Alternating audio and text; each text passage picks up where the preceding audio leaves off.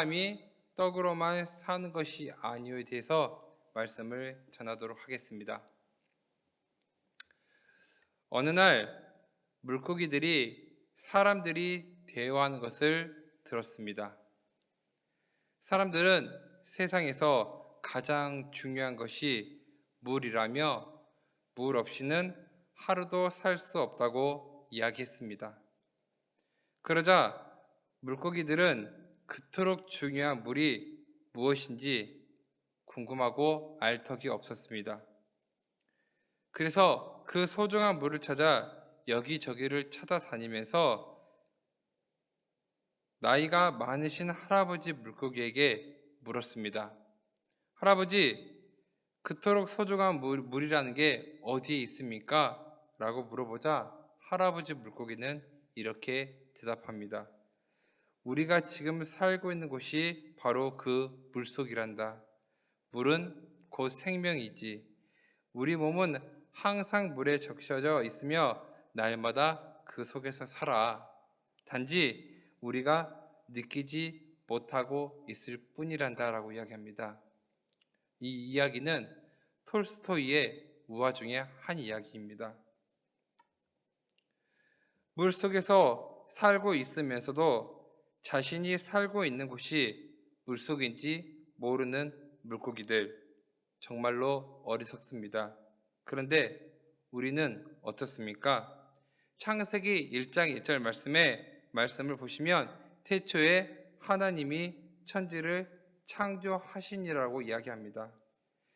태초에 하나님이 이 모든 우주를 천지를 창조했다고 명백히 알려주었는데도 불구하고, 그리고 하나님이 창조하신 아름다운 자연 속에서 매일 매 순간 숨을 쉬며 살고 있으면서도 세상 사람들은 여전히 창조론을 부정하고 진화론을 주장하곤 합니다.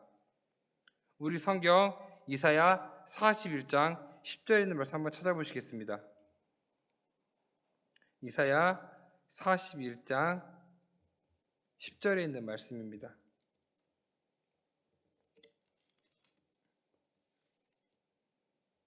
이사야 41장 10절에 있는 말씀입니다. 다 찾으셨습니까?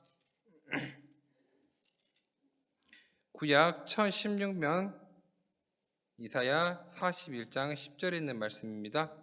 우리 다 같이 읽겠습니다. 두려워하지 말라, 내가 너와 함께함이라. 놀라지 말라, 나는 내 하나님이 됨이라. 내가 너를 굳세게 하리라. 참으로 너를 도와주리라. 참으로 나의 의로운 오른손으로 너를 붙들리라. 아멘. 하나님은 나와 함께 하시고 영원히 도와주시겠다고 몇 번이나 말씀하셨는데도 우리는 여전히 두려워하고 걱정하곤 합니다. 하나님의 사랑과 은혜 안에서 매일 매 순간 호흡하며 사는 그리스도인조차도 힘든 순간, 결정적인 순간이 되면 하나님의 임재를 무시하거나 하나님의 능력을 제한한다거나 하나님이 나를 향한 사랑을 망각하며 살아가곤 합니다. 생각해보면 감사할 것이 얼마나 많습니까? 매일 쓰는 전기요금은 매달 내지만 하나님이 주신 햇빛은 무료입니다. 병원에서 산소 마스크를 사용하는 하루 비용은 거의 30만 원 정도라고 합니다. 하지만 우리가 마음껏 숨쉬는 공기는 무료입니다. 사람과 통화하는 전화요금은 매달 내고, 또한 어떨 때는 수신료도 끊길 때가 많습니다. 하지만 하나님과의 통화, 기도는 수신료 100%의 무료입니다. 이렇게 가만히 생각해 보면 주위의 감사거리와 주님께 받은 은혜가 너무나 많습니다. 그런데도 우리는 만족하지 못하고 부족하다 욕심 부리며 더 가지려고 합니다.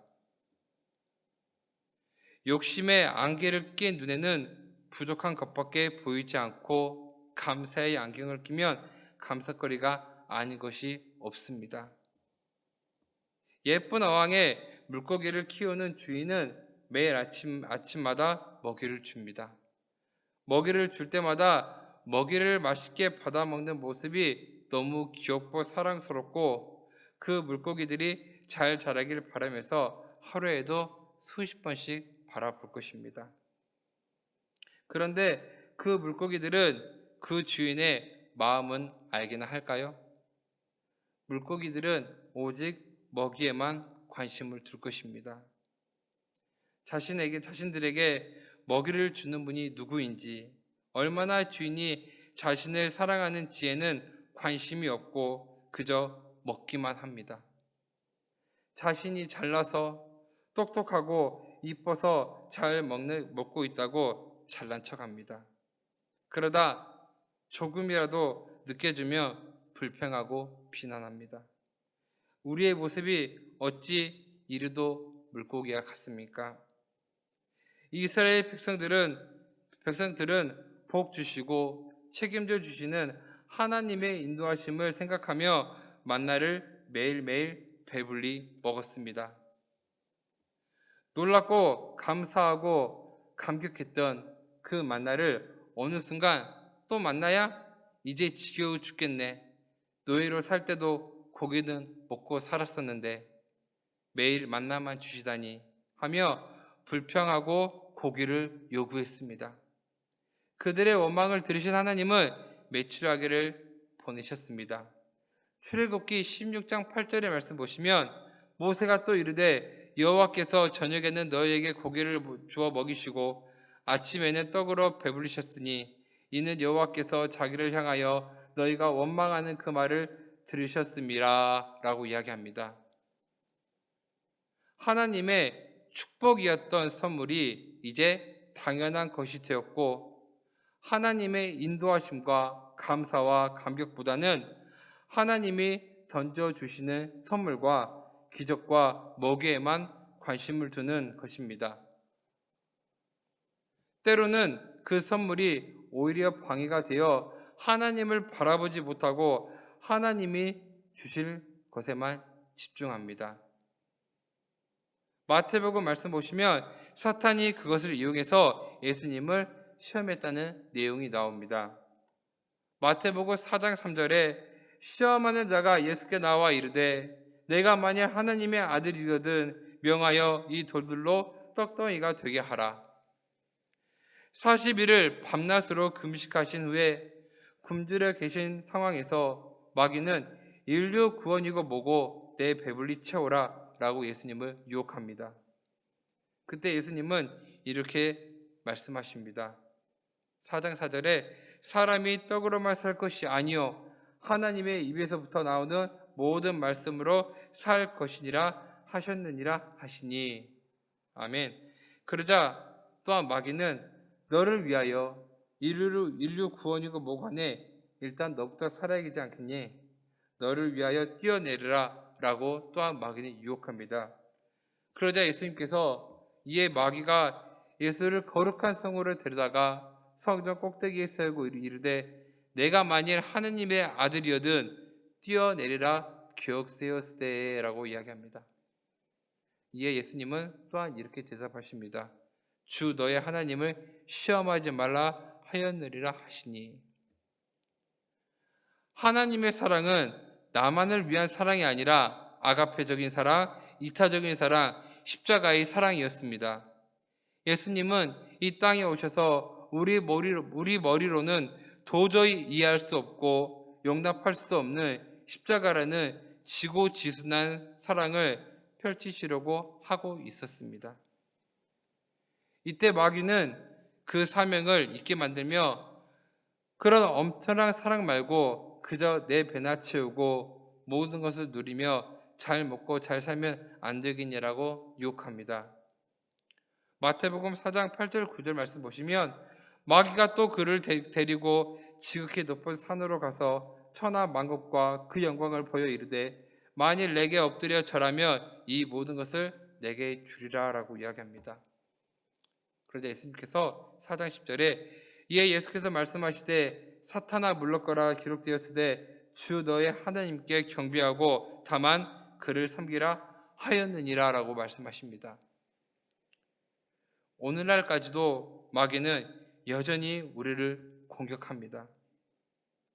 하나님은 전지전능하시고 기적을 행하시고 우리의 삶을 책임져 주시고 모든 것을 소유하시고 공급해 주시고 통제하시는 분이시지만 그 공급에만 우리는 집중하면 안 되겠습니다. 우리가 살아가는 데는 떡도 필요하고 선물도 필요하지만 그 선물 때문에 하나님을 잃어버리면 안 됩니다.